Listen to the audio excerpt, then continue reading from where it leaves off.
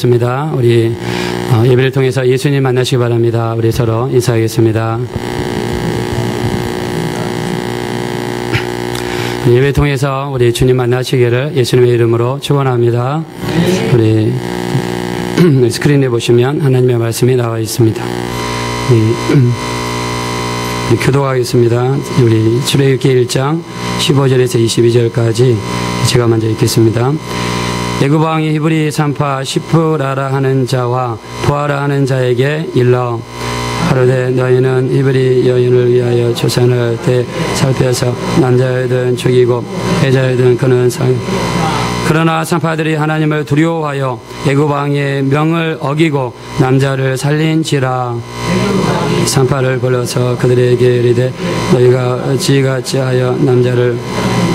산파가 바로에게 대답하되 히브리 여인은 애굽 여인과 같이 아니하고 건장하여 산파가 그들에게 이르기 전에 해산하였더이다. 하나님이 그 산파들에게 은혜를 베푸시니라. 백성은 성심이 번성하고 심히 강성.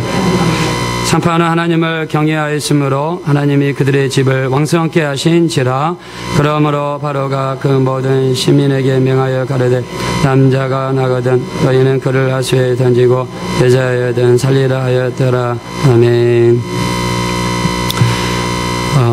우리 예배는 우리 하나님을 만나는 시간입니다.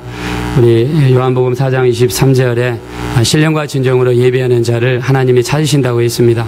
우리 교회에는 예배하는 장소이고 또 예배는 대상이 있습니다.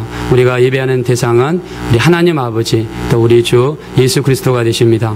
오늘 우리 예배를 통해서 우리 살아계신 하나님을 만나는 귀한 시간 되시기를 우리 예수님의 이름으로 축원합니다. 우리가 어떤 모임이 있으면요, 우리가 어떤 회의를 갑니다.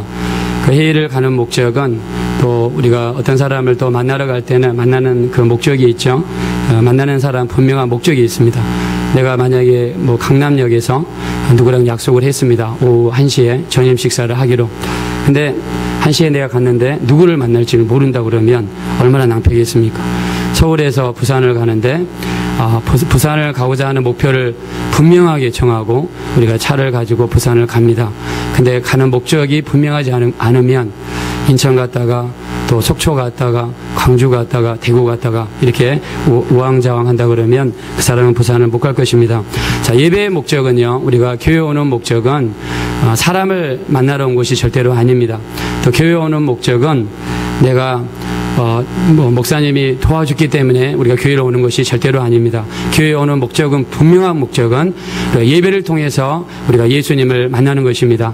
예수님이 우리 구주가 되시고 또 예수 믿으면 천국 가는 것을 우리가 믿는 것입니다.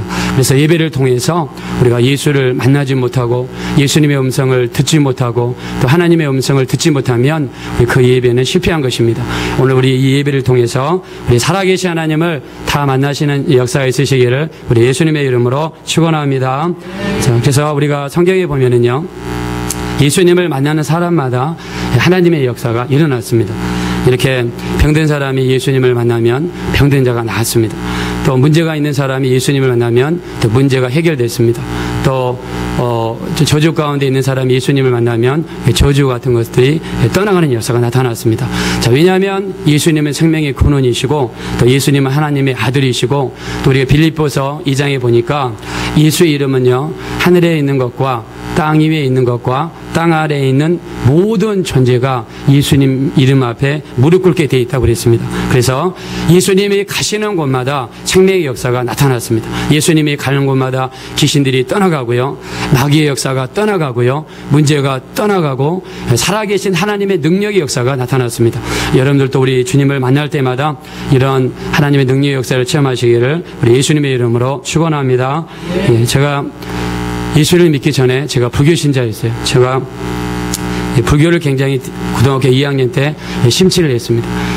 절에 가가지고요, 제가 이제 고향이 전라남도 장흥대덕입니다. 근데 이제 중학교 때까지는 시골에서 다니다가 고등학교가 돼가지고 이렇게 강주로 이제 유학을 갔습니다.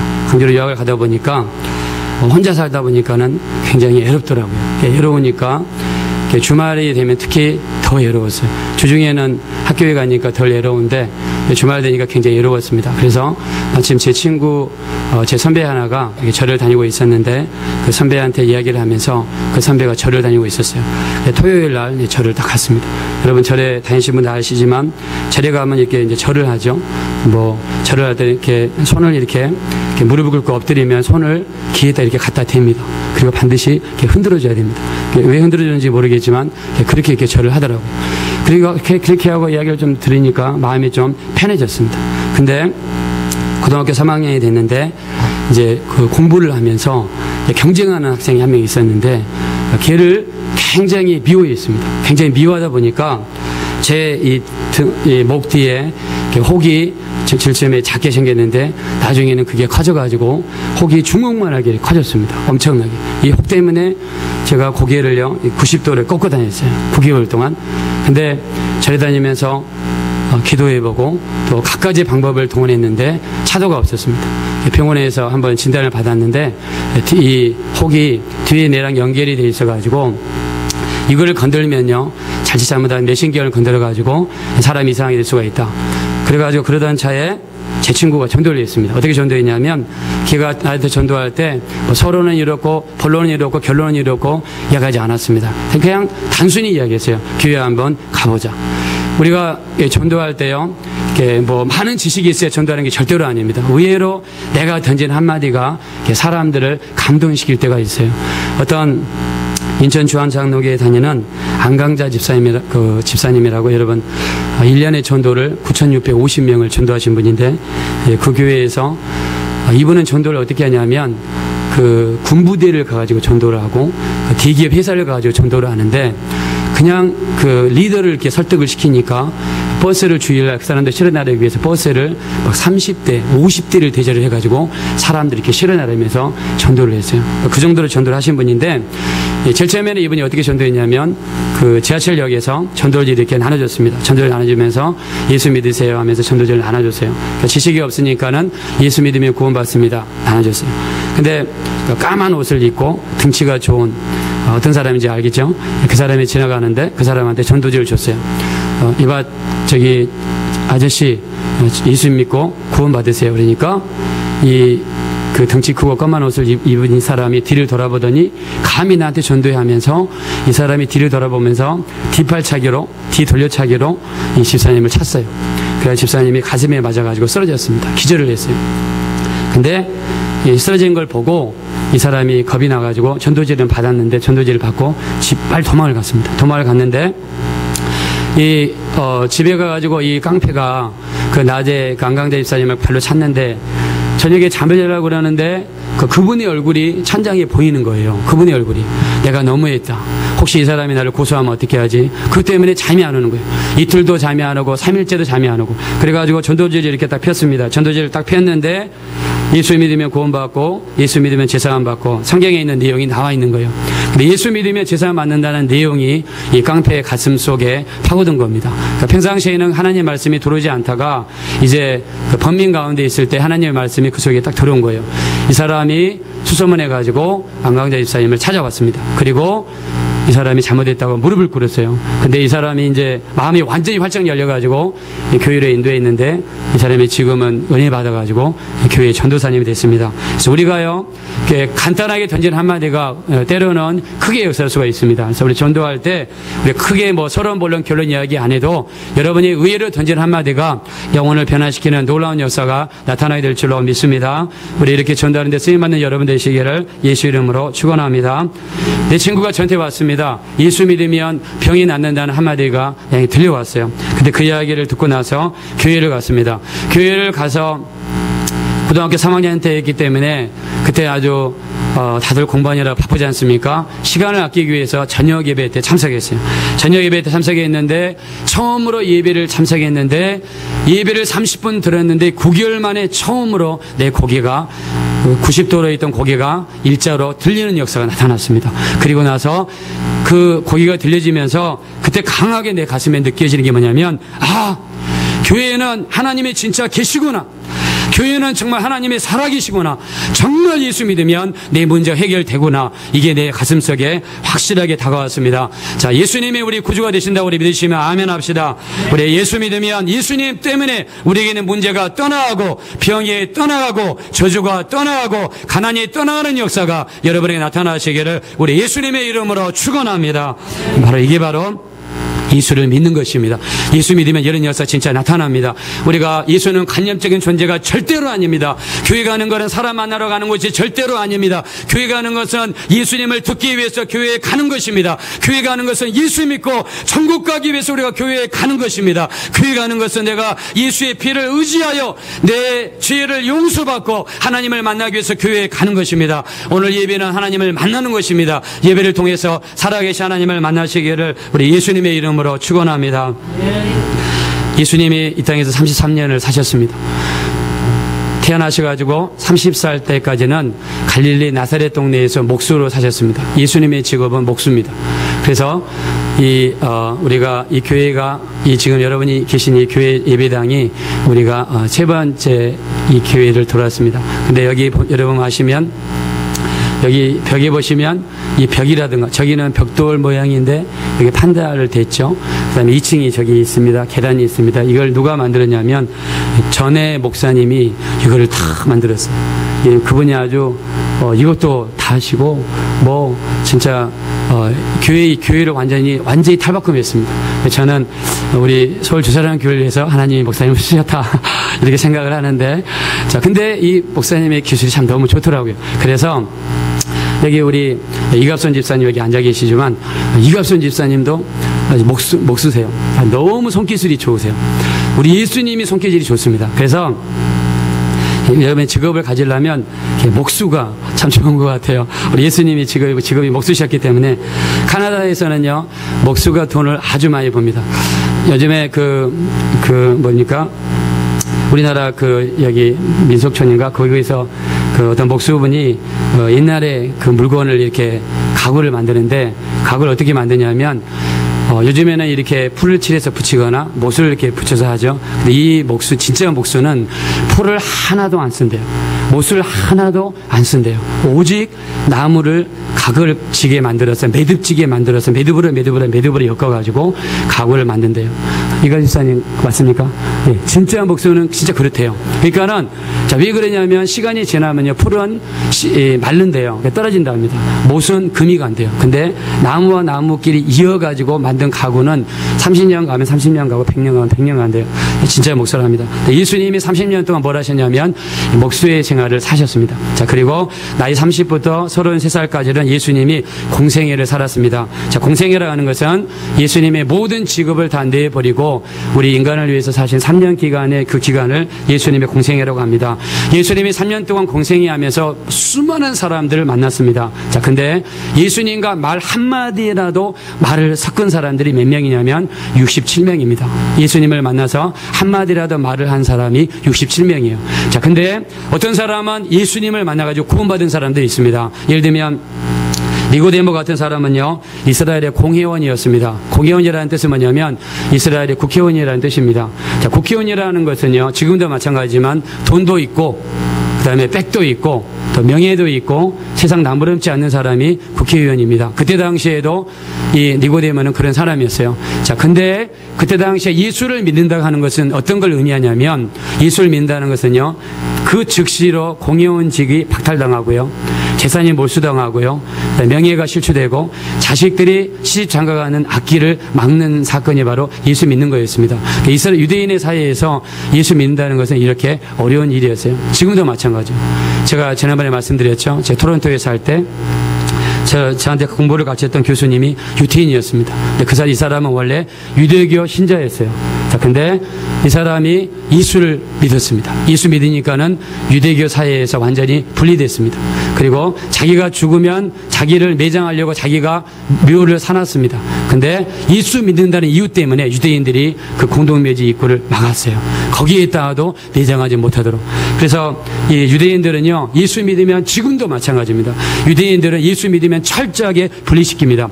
니고데모는 예수 믿으면 자기가 유대인 사회에서 격리되는 것을 알았습니다. 예수 믿으면 자기 명예가 실추되는 것을 알았습니다. 예수 믿으면 자식들의 앞길을 막다는 것을 너무나 잘 알고 있었습니다. 그러나 니고데모는 어떻게 했습니까? 밤에 예수님을 찾아갔습니다. 왜 찾아갔습니까? 예수님을 믿어야 예수님만이 구원이고 예수님만이 생명이고, 예수를 만나는 사람마다 병고침을 받았고 예수를 만나는 사람마다 죽은 사람이 살아나는 역사 나타난 것을 보니까 저 사람이 진짜 하나님의 아들이구나, 그렇다면 내가 예수를 믿어야 되겠구나 하면서 모든 것을 뿌리치고 예수를 믿는 역사가 나타났습니다. 여러분에게도 이렇게 예수 믿는 역사가 나타나시기를 우리 예수님의 이름으로 축원합니다. 자, 근데요, 예수 만난 사람 중에서 누가복음 18장에 보니까 부자 청년이 있었습니다. 부자 청년은 돈이 많이 있습니다. 가진 것이 아주 많았다고 그랬어요. 누가복음 18장에 읽어보면요, 이 사람의 직업은 관원이었다고 그랬어요. 관원이라 그러면 일반 사람보다 더 높은 사람입니다. 공무원이고 빽이 있는 사람입니다. 이 사람이 예수님이 전하는 말씀을 듣고 예수님이 죽은 사람을 살리는 것을 보고 너무 놀랐습니다. 예수님을 찾아왔습니다. 예수님이 물어봅니다. 주님, 어떻게 하면 영생을 얻으리까? 여러분, 우리가 교회 다니면서요, 이런 질문이 있으셔야 돼요. 교회 다니면서 내가 어떻게 하면 천국 가지? 내가 어떻게 하면 내 죄를 용서받을 수 있지? 어떻게 하면 영생을 얻을 수 있을까? 우리 한번 따라해 보겠습니다. 어떻게 하면 영생을 얻으리까? 네, 어떻게 하면 영생을 얻으리까? 이 청년은 주님 앞에 왔습니다. 그래서 주님 하신 말씀이 네가 계명을 지켜라. 구약 성경에 율법이요, 계명이 다해서 613가지가 나와 있습니다. 그것을 압축한 게 십계명이죠. 그 십계명을 압축한 게 마가복음 12장에 주님께서 두 개를 압축했습니다. 네 온 마음을 다하고 온 목숨을 다하고 온 뜻을 다하고 온 힘을 다하여 너희 하나님을 사랑하고, 두 번째 네 정성을 다하여 네 이웃을 사랑하라. 이게 바로 우리 주님이 주신 두 가지 계명이었어요. 주님이 말씀하십니다. 네가 계명을 지켜라. 그랬더니 청년이 하는 말이 내가 계명을 지켰나이다. 그러니까는 주님이 이야기합니다. 네게 있는 것을 팔아서 가난한 자들에게 나눠주고 나를 쫓아라 그랬습니다. 그랬더니 이 사람이 가지고 있는 것이 많아서 심히 근심하면서 누구를 떠나갔냐면 예수를 떠나갔다고 그랬습니다. 여러분, 우리가 이 세상에 살면서 여자친구를 떠나갈 수 있습니다. 요즘에는 또 이혼들을 많이 하니까 남편과 아내가 서로 떠나갈 수 있습니다. 또 장성하면 부모를 멀리 떠나서 타지에서 일할 수도 있습니다. 그러나 우리가 절대로 떠나서는 안 되는 대상이 누구냐면 예수님을 절대로 떠나면 안 됩니다. 예수를 떠난다는 것은 바로 우리가 죽고 난 다음에 천국에 대한 개런티가 없다는 것입니다. 예수를 떠난다는 것은 마귀의 꾀임에 빠져가지고 지옥 갈 수밖에 없는 것입니다. 이 청년은 예수를 떠났습니다. 절대 예수를 떠나면 안 돼요. 여러분의 교회를 다니시다가 교회를 떠난다는 것은요, 내가 죽어서 천국에 대한 개런티가 없는 것입니다. 어떤 일이 있어도 여러분, 절대로 우리 예수님을 떠나지 마시기를 예수님의 이름으로 축원합니다. 자, 근데 예수님 제일 불쌍한 사람이 누구냐면요, 십자가에서 예수님이 십자가에 못 박혀 계신데 강도가 두 명이 양쪽에 매달려 있습니다. 한쪽 강도는 십자가에서 예수님이 몇 시간 만에 죽었냐면 6시간 만에 죽었습니다. 금요일날 오전 9시에 매달리셔서 오후 3시에 주님이 돌아가셨어요. 6시간 뒤면 이 세 사람은 다 죽습니다.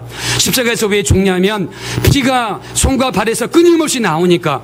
피는 산소를 공급하고 노폐물을 배설합니다. 피가 계속 흘러나오면 산소가 부족하니까 사람이 죽을 수밖에 없어요. 6시간 뒤면 죽을 텐데 그 마지막 순간에 한편 강도는 예수님을 비난했습니다. 너가 하나님의 아들이면 네 자신을 구원해 봐라. 네가 구세주면 네 자신을 구원하고 우리도 구원해 봐라. 이게 무슨 신법입니까? 죽기 직전에 그 사람은 구원받지 못했어요. 근데 한편에 있는 강도는 뭐라고 이야기했습니까? 주님의 나라에 임하실 때 나를 기억하소서. 주님의 나라에 임하실 때 나를 기억하소서. 그래서 여러분, 구원은 어떤 면에서 이렇게 쉽습니다. 우리가 마지막 죽기 전에 붙들어야 될 분은 누구냐면 예수입니다. 어떤 일이 있어도 여러분, 예수를 붙드시기를 우리 예수님의 이름으로 축원합니다. 자, 우리가 예수를 만나야 됩니다. 여러분, 정치인이라고 해서 예수를 만날 수 있습니까? 부자라고 해서 예수를 만날 수 있습니까? 대기업의 회장이라고 해서 예수를 만날 수 있습니까? 아닙니다. 예수님은 누가 예수님 만날 수 있냐면 내가 주인이요, 내가 주인입니다. 이렇게 고백하는 사람만이 예수님을 만날 수가 있습니다. 우리 교회에 오셔서 기도하실 때, 여러분이 개인적으로 기도하실 때 나는 주인입니다. 이렇게 고백하는 사람만이 주의를 불문하고 또 귀천을 불문하고 누구든지 나는 죄인이라고 고백하는 사람이 예수님을 만나게 될 줄로 믿습니다. 자, 우리 한번 따라합시다. 나는 죄인입니다.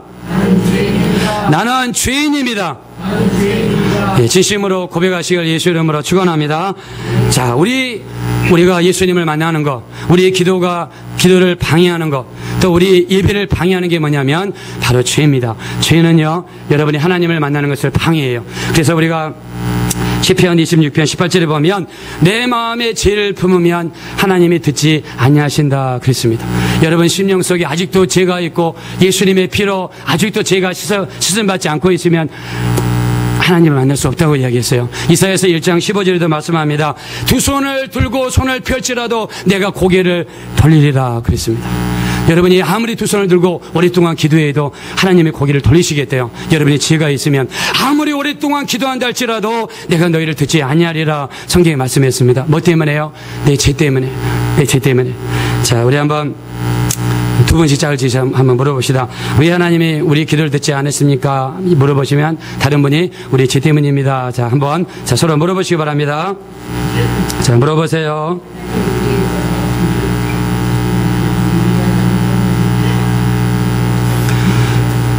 자, 우리의 신앙생활을 방해하는 것. 자, 우리 예배를 방해하는 게 뭐냐면 바로 죄입니다. 죄. 자, 그래서 우리 성경에서는 뭐라고 이야기했느냐? 우리 에베소 4장 26절에 보면 분을 내어도 죄를 짓지 말며 해가 지도록 분을 품지 말고 마귀로 틈을 타지 못하게 하라 그랬습니다. 죄가 있으면요, 마귀가 틈탄다는 것입니다. 마귀의 전략은 뭐냐면 여러분을 죄짓게 만듭니다. 여러분을 유혹해서 죄짓게 만듭니다. 가정에 있는 사람은 유혹해서 죄짓게 만듭니다. 교회 다니는 사람을 유혹해가지고 넘어지게 만듭니다. 그래서 가정들이 무너집니다. 교회를 자다니는 사람들이 수많은 죄를 짓다가 죄가 쌓이면 죄 때문에 교회를 갈 수가 없습니다. 마귀는 우리 인간을 죄짓게 만듭니다. 죄는 하나님으로부터 우리를 멀리 만드는 것이 바로 이 죄의 역사입니다. 그래서 우리 요한일서 3장 8절에 보니까 죄를 지는 자는요 마귀에게 속한다고 그랬습니다. 우리가 죄를 지으면 마귀는 그 죄를 통해서 인간의 몸속에 병을 가져옵니다. 인간의 몸속에 저주를 가져옵니다. 인간의 몸속에 가난을 가져옵니다. 근심과 걱정과 염려를 만들고 나중에는 죄 때문에 죽게 만들어서 결국에는 어떻게 하느냐, 지옥 데리고 가는 것이 바로 마귀 역사입니다. 죄가 이렇게 무섭습니다.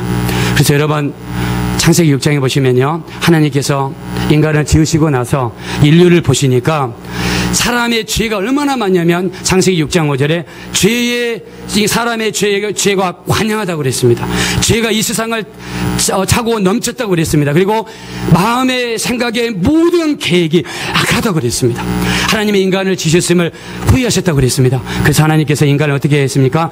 물로서 이 지구를 하나님이 심판했습니다. 인간의 죄는요 하나님의 심판을 부를 수밖에 없어요. 소돔과 고모라성을 보십시오. 인간의 죄악이 극치를 이뤘습니다. 사람의 성적인 타락의 극치는요 동성애라고 그랬습니다. 동성애가 극치를 이루니까 하나님의 소돔과 고모라를 어떻게 했습니까? 불로서 심판했습니다. 죄는 하나님의 심판을 끌어당깁니다. 그래서 여러분의 죄가 있다면 우리는 빨리 예수의 피를 의지하셔가지고 하나님 앞에 회개하는 우리 여러분 되시기를 예수님의 이름으로 축원합니다. 그래서 우리 누가복음 13장에 보면은요, 우리 예수님께서 말씀을 하십니다. 갈릴리에 있는 사람들 중에 몇 사람이 죽었어요. 그 사람들이 피를 흘렸습니다. 본디오 빌라도가요 그들이 제사를 지낼 때 그들의 제물에다가 섞었습니다. 그리고 본디오 빌라도가 자기 신에다가 제사를 지냈습니다. 그러니까 자기 신에다가 제사를 지낼 때 갈릴리 사람들이 피를 섞어가지고 제물을 피를 섞어가지고 제사를 지냈다는 것입니다. 그러면서 주님이 이야기합니다. 갈릴리 사람들아, 여기 죽은 사람들이 너희보다 죄가 더 많아서 저들의 피가 본디오 빌라도의 제물에 섞여가지고 저들 신에게 드린지 아느냐? 아니다. 너희가 만일 회개하지 아니하면 너희도 다 이와 같이 망한다고 그랬습니다. 회개하지 않으면 다 이와 같이 망한다. 실로암 연못 옆에 망대가 있었습니다. 근데 망대가 뭐냐면 적이 쳐들어오는 것을 감시하기 위해서 세워놓은 타워입니다. 그 타워가 물을 기르러 오는 신란 연못으로 물을 기르러 오는 사람들에게 덮쳤습니다. 그러니까 18명이 죽었습니다. 예수님이 말씀하십니다. 여기 연못가에서 망대에 맞아서 죽은 18사람이 죄가 많아서 정말 예루살렘에 있는 사람들보다 죄가 많아서 죽은 지 아느냐? 아니다. 너희가 회개하지 아니하면 너희도 이와 같이 망한다고 그랬습니다. 우리는 따라합시다. 너희가 회개하지 아니하면 너희가 이와 같이 망하리라. 우리가 회개하지 않으면 망한다는 것입니다. 그래서 마지막 때가 되면요, 마귀가 수많은 사람들을 죄짓게 만듭니다. 많은 사람들을 넘어지게 만듭니다. 교회 다니는 사람들이 넘어지게 만듭니다.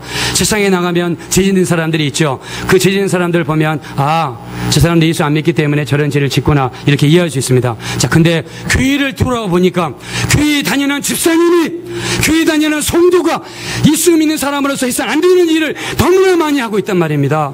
세상에 우리 회개할 사람이 교회 밖에 있는 것이 아니라 교회 안에 너무나 많습니다. 예수 믿는 사람으로서 해서는 안 되는 일들을 교회 안에서 너무나 많이 이루어주고 있단 말입니다. 예수님 말씀하십니다. 너희가 회개하지 아니하면 다 이와 같이 망한다 그랬습니다. 우리 더 때가 늦기 전에, 우리 예수님이 또 오시기 전에 여러분 빨리 회개하는 여러분 되시기를 우리 예수님의 이름으로 축원합니다. 그래서 우리 인간을 죄에서 구원하기 위해서 하나님이 예수님의 이 땅에 보내셨습니다. 예수님이 십자가에서 죽으셨습니다. 예수님의 피를 흘리셨습니다. 누구든지 예수님의 피를 의지하면 우리의 죄가 용서받게 될 줄로 믿습니다. 여러분의 삶 속에 예수의 피가 넘치시기를 우리 예수님의 이름으로 축원합니다. 여러분의 가정에 예수의 피가 넘치시기를 예수의 이름으로 축원합니다. 우리가 목욕탕에 가서 아무리 목욕을 많이 한다 할지라도 여러분의 죄를 닦아낼 수 없습니다. 아무리 병원에서 수술을 많이 한다 할지라도 여러분 속에 있는 죄를 끄집어낼 수 없습니다. 아무리 대학에서 화학실험을 많이 한다 할지라도, 아무리 케미가 많이 일어난다 할지라도 여러분의 죄를 녹일 수는 없습니다. 오직 십자가에서 죽으신 예수님의 피만이 여러분의 죄를 용서하게 될 줄로 믿습니다. 우리 예수의 피로 충만한 여러분 되시기를 예수님의 이름으로 축원합니다. 그래서 마틴 루터 이렇게 이야기했습니다. 밖에 걸려있는 빨래를 짜보아라. 물이 나올 것이다. 이 성경책을 짜보아라. 피가 나올 것이다. 구약을 짜보아라. 짐승의 피가 나올 것이다. 신약을 짜보아라. 예수의 피가 나올 것이다. 예수의 피로만 제사함 받는다고 마틴 루터가 이야기했습니다. 여러분, 구약시대 짐승의 피는요, 죄를 그냥 덮는 것입니다. 죄를 덮는 것이지만 예수의 피는요, 우리 죄를 닦아내는 것입니다. 우리가 예수의 피를 의지해서 회개하는 순간에 우리의 죄가 없어지게 되고 하나님께서 우리의 죄를 절대로 기억하지 않는다고 말씀했습니다. 구약시대 짐승의 피는 일시적인 피입니다. 그러나 예수의 피는 영원한 피입니다. 그 예수의 피로 여러분 충만하시기를 우리 예수님의 이름으로 축원합니다. 그래서 성경에는 두 가지 법칙이 있어요. 뭐냐? 첫째는 누군가 죽어야 누군가 삽니다. 그리고 피 흘림이 없이는 제사함이 없습니다. 성경에는 우리가 누구가 살기 위해서는 누군가 죽어야 돼요. 구약시대 이스라엘 백성이 살기 위해서 짐승이 죽었습니다. 인류를 구원하기 위해서 예수님이 죽으셨습니다. 이제는 우리 차례입니다. 우리가 죽어야 됩니다. 요한복음 12장 24절에 하늘의 미랄이 땅에 떨어져 죽지 아니하면 하늘 그대로 있고 하늘의 미랄이 땅에 떨어져 죽으면 많은 열매를 맺는다고 그랬습니다. 여러분이 가정에서 죽고, 여러분이 회사에서 죽고, 여러분의 이웃에서 죽고, 여러분이 계신 곳에서 죽어지면 여러분을 통해서 수많은 사람이 살아나는 역사가 나타나야 될 줄로 믿습니다. 우리 예수님 우리를 살리기 위해서 우리 주님이 죽으셨어요. 노르웨이에 가면은요, 노르웨이에 어떤 교회가 있습니다. 저는 안 가봤는데 제가 들은 이야기예요. 노르웨이에 가면은요, 우리가 교회가 있는 교회는요, 높이가 6층입니다. 6층 제일 꼭대기에 가시면은 우리 교회 십자가가 있습니다. 우리 교회 여기 이사 왔을 때 간판한 사람이 그러더라고요. 지금 있는 그 간판이 무슨 레드 전구가 아니어서 좀 어둡대요. 그래서 그걸로 바꾸면 어떻겠냐. 그래서 그걸 바꿨더니 굉장히 십자가가 이렇게 굉장히 이렇게 밝고 좋더라고요. 자, 일반적으로 교회 건물의 꼭대기에 가시면 십자가가 있지 않습니까? 자, 근데 노르웨이 이 교회는요, 십자가도 있고 그 밑에 하나 뭐가 있는데 그게 뭐냐면 양입니다. 양 한 마리가 그 교회 꼭대기에 있는 거예요.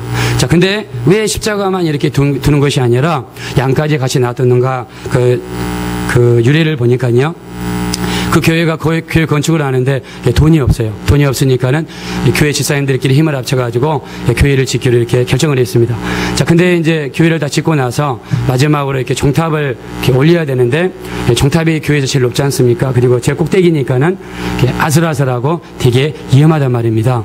자, 그래서 집사님들이 종탑을 올리는데, 종탑을 올리다가 철로 된 구조에서 올리다가 미끄러져가지고 그 교회 밑으로 떨어졌습니다. 근데 교회의 길이 뭐냐면 돌길입니다. 돌길이기 때문에 떨어지면 사람이 죽을 수밖에 없어요.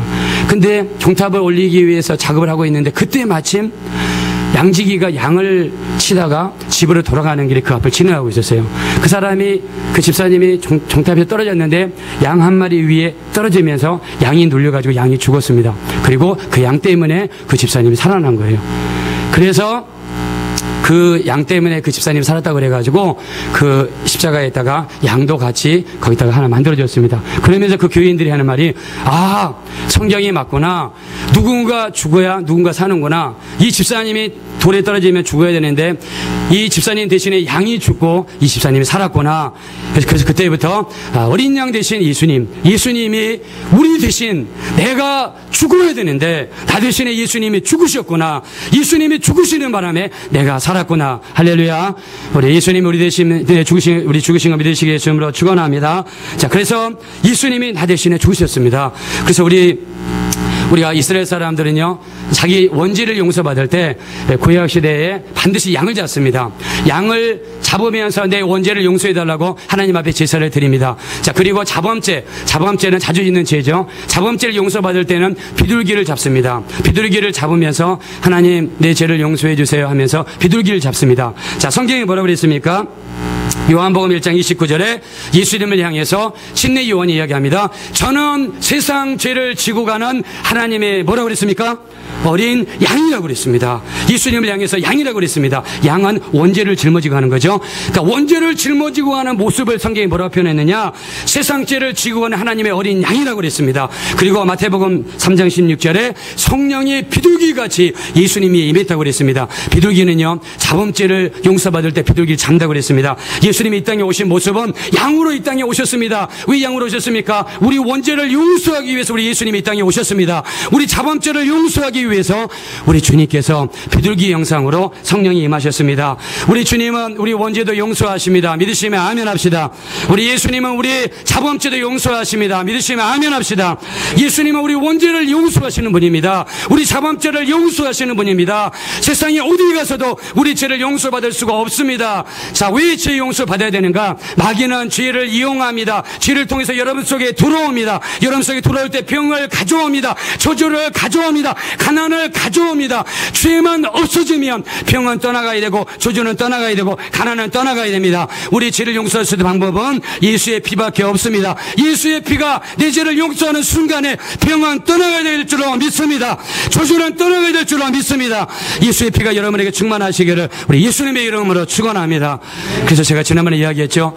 이스라엘 백성들이 애굽에서 나올 때 마지막에 집 앞에다 바른 게 뭐냐면 피를 발랐습니다. 양을 잡아서 집 입구에 있다가 피를 발랐습니다. 그날 저녁에 죽음의 사자가 애굽을 지나갈 때 피를 바르지 않는 집은 그 속에 들어가서 그 첫 번째 아들을 죽이고 짐승 중에 첫 번째를 죽였습니다. 자, 근데 피를 바른 집은 그 피 때문에 그 집을 못 들어갔단 말입니다. 바로 우리 가정에 예수의 피로 충만하고 여러분에게 예수의 피로 충만하면 어떤 재앙과 저주가 온다 할지라도 여러분 가정에 못 들어오게 될 줄로 믿습니다. 예수의 피가 여러분에게 충만하시기를 예수님의 이름으로 축원합니다. 제가 연세중앙교회 있을 때 새벽에 어떤 분을 기도하는데 기도해달라고 부탁이 들어왔어요. 그래서 이분이 오는데 무슨 일입니까? 그랬더니 손을 이렇게 다 들어 보이는데 손을 이렇게 막 떨어요. 그게 무슨 질병입니까? 한 50대 중반 아주머니신데 파킨슨 병이래요. 자기 손을 이렇게 조절을 못하는데 손이 떨려가지고 조절을 못한대요. 자, 그러면 예수님 우리 구주가 되신 거 믿습니까? 믿습니다. 예수님의 피가 우리의 죄를 용서하는 거 믿습니까? 믿습니다. 그래서 예수의 피로 같이 간절하게 회개했습니다. 저는 항상 기도할 때마다 예수의 피를 막 의지하면서 우리 죄를 용서해달라고 그렇게 회개합니다. 그리고 나서 일주일 뒤에 제가 일주일에 한 번만 새벽 기도를 인도했으니까 토요일날 새벽 기도를 인도했으니까 이제 토요일날 되면 또 그분을 만나는 거예요. 일주일 뒤가 됐는데 그분이 왔습니다. 그분이 기도받으러 와서 뭐라고 하냐면 손을 딱 드시는데 손이 안 떨려요. 그러면서 하는 말이 지난주에 같이 기도할 때 주님이 나를 고쳐주셨습니다. 할렐루야. 우리 주님께 한 박수로 한번 드립시다. 박수. 자, 여러분이 기도할 때 예수의 피를 의지하세요. 예수의 피로 나를 덮어주시고 예수의 피로 내 모든 죄를 용서해 주세요. 이렇게 예수의 피를 의지하시면 예수의 피가 역사하시면 하나님의 능력의 역사가 여러분 가정에 충만하게 나타나게 될 줄로 믿습니다. 오늘 성경의 본문의 말씀이 뭐냐면요, 이스라엘 백성들이 430년 동안 바로 애굽에서 살았습니다. 애굽에서. 왜 애굽에 살게 됐습니까? 이 요셉이라는 사람이 애굽을 들어갔어요. 애굽을 들어갔는데 요셉은 꿈을 굉장히 해석을 잘했죠. 애굽에 있는 모든 술객들이 해석을 못할 때 요셉이 기도를 하는데 하나님께서 그 꿈을 알게 해주셨습니다. 그래서 애굽 바로왕 그 꿈을 아주 완벽하게 해석을 해줬어요. 그 꿈을 해석한 것 때문에 요셉이 나중에 뭐가 됩니까? 나중에 국무총리가 되죠. 국무총리가 된 다음에 요셉이 나라를 아주 잘 다스렸습니다. 근데 그것도 30년을 못 갔어요. 30년을 못 가고 이스라엘 백성들이 애굽에 들어가가지고 이제 400년 동안 종살이를 했습니다. 종살이. 자, 왜 종살이를 요셉을 알지 못하는 왕이 되면서 이스라엘 백성들에게 종살이를 강하게 시켰습니다. 맨날 시키는 일이 뭐냐면 벽돌을 굳게 만들고 벽돌이 구우면은요 그 벽돌을 가지고 성을 건축하는데 이 바로왕이 썼습니다. 그러니까 애굽에 있는 백성들은 쉬운 일만 시키고 감동하는 일, 공무원 뭐 그런 것만 시키고 이스라엘 백성들은 맨날 아주 힘든 일만 막 시켰습니다. 그러니까 백성들이 너무나 힘들어 막 죽으려고 그랬어요. 자, 이스라엘 이 바로왕이 애굽의 바로왕이 왜 이스라엘 이 백성들을 어려운 일을 시켰냐면 이스라엘 백성이요 430년 동안 살면서 애굽에 처음에 들어갈 때는 몇 명이었어요? 혹시 아시는 분 있어요? 애굽에 처음 들어갈 때 몇 명이었어요? 처음에 들어갈 때는 70명이었죠. 70명이었는데 나중에 430년이 지난 다음에 인구가 200만 명이 됐어요. 200만 명. 그러니까 인구 증가율이 약 10,000배입니다. 10,000배. 그러니까 약 500년이 안 되는 기간 동안 430년 동안의 인구 증가가 10,000배가 됐어요. 우리나라 인구를 한번 볼까요? 지금 우리나라 인구가 얼마죠?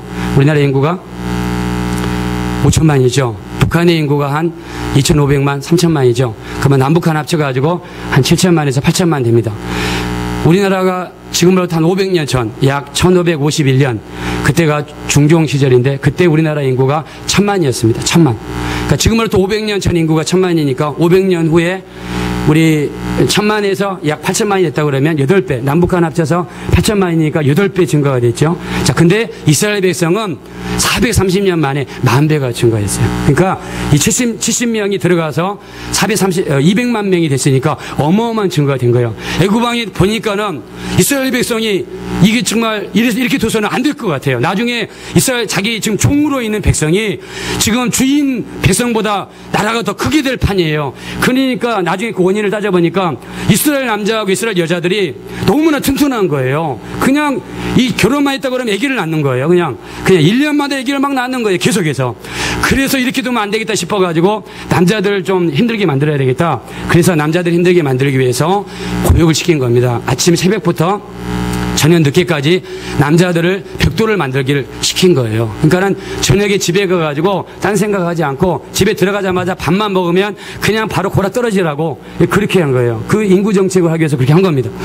근데 나중에 보니까는요, 이것도 안 먹게 들어가니까 어떻게 했냐면, 이스라엘 백성 중에서 산파가 있습니다. 산파. 아기를 받는 여자를 산파라고 그러죠. 그 산파를 매수를 했습니다. 같은 이스라엘 사람 중에서 아기를 낳을 때 이스라엘 여자들이 이 산파한테 가서 아기를 낳는단 말입니다. 그래서 이 여자 이름이 나와 있는데, 자, 우리 한번, 한번 성경을 한번 보여주시겠습니까? 1장 15절 한번.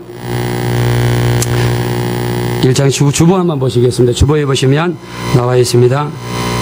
출애굽기 1장 15절 우리 다 같이 읽읍시다. 시작. 애굽 왕이 이브리 산파 시프라라는 자와 부하라는 자에게 일러 가로되. 산파 이름이 시프라 부하입니다. 자, 시프라는 부하가 몇 개가 있습니까? 10개가 있는 여자예요. 자, 그 다음에 부하는 부하의 뜻이 뭐예요? 자, 부하가 치민다. 화가 치민다 할 때 우리 부하가 치민다 그러죠. 이 여자는 뭐가 많은 여자예요? 성깔이 많은 여자입니다. 자, 근데 여러분들 기억 잘하라고 이렇게 주장을 시프라하고 부하라는 여자가 있는데 이 여자가 산파입니다. 아기를 받는 여자들이에요. 그래서 이 여자들한테 돈을 줬습니다. 돈을 주면서 너네가 아기를 받을 때 여자가 태어나거든. 지금이야 아기가 태어나기 전에 남자인지 여자인지 초음파 검사하면 알 수가 있죠. 그때는 그런 기술이 없으니까 아기가 태어나야지 안단 말입니다. 왕이 뭐라고 주문했느냐? 여자가 태어나면 살려줘라. 남자가 태어나거든 어떤 구실을 만들지 간에 남자는 죽여라 이 명령을 내렸습니다. 자, 근데 사람을 잘못 고른 거죠. 이 시프라하고 이 부하라는 여자는 하나님을 경외하는 여자라고 그랬습니다. 하나님을 경외하는 여자. 즉 왕의 명령보다도 하나님의 명령을 더 무서워하는 사람이란 말입니다. 요즘으로 치면 성경을 읽을 때 하나님의 말씀을 최고의 권위를 두고 성경을 보는 사람이란 말입니다. 우리 모두 그런 분들 되시기를 예수님의 이름으로 축원합니다. 하나님을 경외했다는 것은 하나님의 말씀을 자기 인생의 최고의 권위를 뒀단 말입니다. 왕이 매수를 했습니다. 왕이 남자이거든 죽이라고 그랬습니다. 그랬는데 나중에 알고 보니까 남자가 안 죽어요. 남자가 계속 삽니다. 그래서 나중에 알고 보니까는 이 산파가 자기 말 안 듣는단 말입니다. 저 왕이 불렀습니다. 왜 니네가 내 말을 거절했느냐? 왜 남자들이 태어나도 안 죽이냐? 막 왕이 화를 냈습니다. 그러니까는 이 산파들이 참 지혜롭죠. 뭐라고 합니까? 우리가 가기 전에 이스라엘 여자들은 힘이 좋아가지고 그 애기 난다는 소리만 들으면 가면 그냥 나와 있더라. 애기가 나와 있더라. 이렇게 이야기를 했습니다. 우리가 거짓말도요. 우리가 때로는 우리가 필요하면 할 필요가 있습니다. 네, 그렇다고 그래서 오늘 여러분 집에 가가지고 이제 목사님이 거짓말하고 그랬다 해서 막 하시면 안 되고 네, 신앙생활을 위해서 신앙생활의 어떤 지혜를 위해서라면 할 필요가 있다는 거예요. 이 여자들이 왕한테 사실은 거짓말한 겁니다. 근데 하나님은요 이렇게 말한 왕들을 어떻게 했습니까? 우리 한번 19절 보겠습니다. 19절 자, 다 같이 읽어봅시다. 시작. 산파가 바로에게 대답하되 히브리 여인은 애굽 여인과 같이 아니하고 건장하여 산파가 그들에게 이르기 전에 해산하였더이다. 실제로는 이 말은 사실이 아닙니다. 사실은 하나님을 두려워해서 하나님을 무서워해서 살려준 겁니다. 자, 그랬는데 이렇게 이야기를 했는데 자, 우리 한번 20절 봅시다. 20절 다 같이 읽어봅시다. 시작. 하나님이 그 산파들에게 은혜를 베푸시니라. 백성은 생육이 번성하고 심히 강대하며 그랬습니다. 하나님께서 이런 산파에게 은혜를 베푸셨답니다. 은혜를. 어떤 사람이 은혜를 베풉니까? 지금도 교회는 하나님의 교회니까 교회를 귀하게 여길 줄 알고 내게 정말 집사의 직분이 있든 다른 직분이 있든 간에 하나님이 내게 주신 거니까 내 직분을 귀하게 여길 줄 알고 하나님의 말씀이니까 하나님의 말씀을 귀하게 여길 줄 아는 자 그 사람이 진짜로 하나님을 경외하는 사람인 줄로 믿습니다. 우리 하나님을 경외하는 여러분 되시기를 예수 이름으로 축원합니다. 이 사람은 하나님을 경외했대요. 그러니까 하나님이 그들에게 은혜를 베풀었어요. 자, 그리고 21절 다 같이 읽어봅시다. 시작. 산파는 하나님을 경외하였으므로 하나님이 그들의 집을 왕성케 하신 하나님께서 그들의 집을 왕성하게 했는데 왕성계란 말은 막 차고 넘치는 하나님의 축복을 그들에게 부어주셨는데 그 앞에서 이유를 설명합니다. 하나님을 경외했기 때문에 하나님을 주일 되면 주일은 주님의 날입니다. 내 날이 아닙니다. 태양신을 섬기는 사람들은 주일을 일요일이라고 그러죠. 그 일은 태양을 이야기하죠. 우리는 주일날 하나님의 날이기 때문에 하나님을 최고의 권위로 두기 때문에 우리 하나님 앞에 나가서 예배 드리는 자가 하나님을 경외하는 자인 줄로 믿습니다. 너희는 시험에 들지 않게 깨어있어 기도하라. 나와 함께 한 시 동안도 깨어 기도할 수 없더냐. 기도하라 말씀하셨기 때문에 우리는 그 주님의 말씀을 존중하는 자, 그 사람 우리 주의 말씀에 순종하여 기도하는 자가 우리 하나님을 경외하는 자인 줄로 믿습니다. 우리 마지막 때는 깨어 기도해야 됩니다. 왜 깨어 기도해야 됩니까? 기도 외에는 이런 요가 나갈 수가 없고 기도하지 않으면 내가 깨어 있을 수가 없기 때문입니다. 기도할 때 우리는 주님이 언제 오신다 할지라도 우리가 준비가 되는 사람인 줄로 믿습니다. 그래서 우리 하나님을 경외하는 자는요 기도하는 자입니다.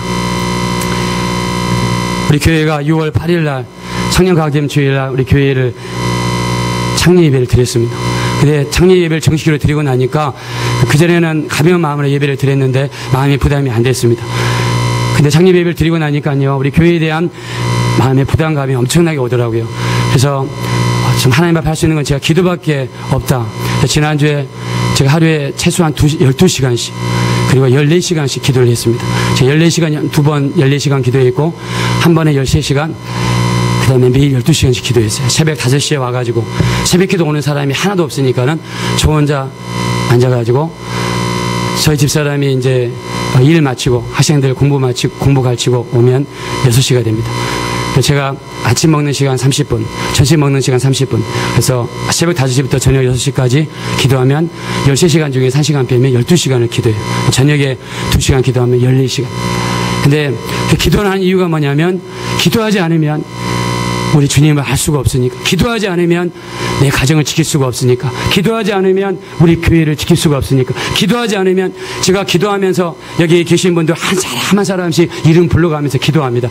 여러분, 우리 기도는요, 절대로 여러분 없어지지 않습니다. 한 번 기도하면 한 번 쌓이고요. 5번 기도하면 5번 쌓이고요. 10번 기도하면 10번 쌓이고요. 100번 기도하면 100번 쌓이고요. 쌓이면 나중에 그 기도가 큰 힘으로 우리에게 나타나야 될 줄로 믿습니다. 절대로 포기하지 말고 기도하시기를 예수님의 이름으로 축원합니다. 구약에 보면 광야 교회가 있어요. 지금은 우리가 교회를 이렇게 시내에다가 빌딩이라든가 교회를 짓죠. 근데 구약 시대에는요, 사막 한가운데에다가 천막으로 치는 게 교회였습니다. 그거를 구약에서는 성막이라고 그랬습니다. 그거를 성경에서는 광야 교회라고 그럽니다. 구약 광야 교회에 가면 성소 안에 뭐가 있냐면 금향로가 있습니다. 금향로 안에는 향 재료가 있습니다. 그리고 그 향 재료는 24시간 향이 거기서 피어오릅니다. 그 향 재료는 아무나 갖다가 거기다 집어넣는 게 아니에요. 사우디아라비아 나라를 보시면 사우디아라비아 남쪽에 내려가면 베두인이라는 민족이 있습니다. 그 민족이 사는 동네에서만 나는 재료가 그 향 재료입니다. 그 향 재료를 갖다가 금향로에다 집어넣고 향을 피우면 어떤 일이 일어나냐면 그 향에서 독한 향이 나니까 그 향기 때문에 뱀이 가까이 오지를 못하고 정갈이 가까이 오지를 못합니다. 그래서 사람이 그 성막이 있는데 그 광야 교회가 있는 데는 그 향기가 늘 향기가 가득 차 오르니까 뱀이 오지 못하고 정갈이 오지 못합니다. 뱀은 뭘 상징합니까? 마귀를 상징합니다. 정갈은 뭘 상징합니까? 귀신을 상징합니다. 우리 요한계시록 5장 8절에 향기가 뭘 상징하냐면 바로 성도의 기도라고 그랬습니다. 여러분 가정에 24시간 향기가 피어오르고 기도의 향기가 피어오르고 여러분의 인생 24시간 여러분 인생에서 기도의 향기가 피어오르면 어떤 마귀 어떤 귀신도 여러분에게 가까이 못하게 될 줄로 믿습니다. 기도의 향기가 여러분 가정에서 여러분 삶 속에서 피어오르시기를 예수님의 이름으로 축원합니다. 하나님을 경외하는 사람은요, 기도의 향기가 피어올라야 돼요. 하나님을 만나는 방법은 기도밖에 없습니다. 내 가정을 하나님의 도시게 하기 위해서는 기도밖에 없습니다. 내가 무릎을 꿇을 때 우리 하나님을 우리가 만나는 역사가 나타나야 될 줄로 믿습니다. 기도할 때 여러분 가정에 하나님의 축복이 쏟아 오르는 것입니다. 물은 위에서 밑으로 내려옵니다. 은혜도 마찬가지입니다. 은혜도 위에서 밑으로 내려오는 게 바로 은혜입니다. 여러분이 하나님 앞에 무릎을 꿇고 여러분을 낮출 때 하나님의 은혜가 여러분 가정에 또 우리의 삶 속에 흘러 들어오게 될 줄로 믿습니다. 하나님을 경외하는 사람은요, 하나님의 말씀을 최고의 수준으로 놓습니다. 아무리 왕이 죽인다 할지라도 왕의 명령을 두려워하지 않습니다. 하나님을 경외하는 사람은 세상의 그 어떤 것보다도 하나님의 말씀을 가장 우선순위에 두고 말씀대로 살기 위해서 몸부림칩니다. 이번에 장관들 청문회를 했어요. 나중에 알고 보니까 교회 집사예요. 얼마나 하나님의 영광이 가려지겠습니까? 우리 예수 믿는 사람들이 하나님의 말씀대로 순종하고 살아갈 때 우리 거기에서 하나님의 큰 역사가 나타나야 될 줄로 믿습니다. 우리 이 시간을 다 같이 기도하겠습니다. 우리 기도하실 때 하나님을 경외하는 사람은요, 하나님의 말씀을 가장 우선순위에 둡니다. 하나님의 말씀을 순종하고 지키는 것에 가장 관심을 기울입니다. 세상에 아무리 변하고 아무리 압박이 들어온다 할지라도 하나님 말씀에 순종할 줄 아는 자가 하나님을 경외하는 자입니다. 우리 예수님은 이걸 돕기 위해서 오셨습니다. 정말 우리 모든 죄를 용서하기 위해서 피 흘려 주셨습니다. 그리고 예수님이 하늘에 올라가시면서 성령님을 보내주셨습니다. 성령님이 우리 가운데 임하셔서 우리의 기도를 도우시고 믿음을 도우시고 신앙생활을 도우십니다. 우리 이 시간 기도할 때 우리 평생 하나님을 경외하는 자가 되게 도와주세요. 예수의 피로 충만한 자가 되게 도와주세요. 기도로 충만한 자가 되게 도와주셔서 늘 승리하며 하나님의 도우심이 넘치는 우리가 되게 해달라고 이 시간 우리 합심으로 간절히 기도하겠습니다.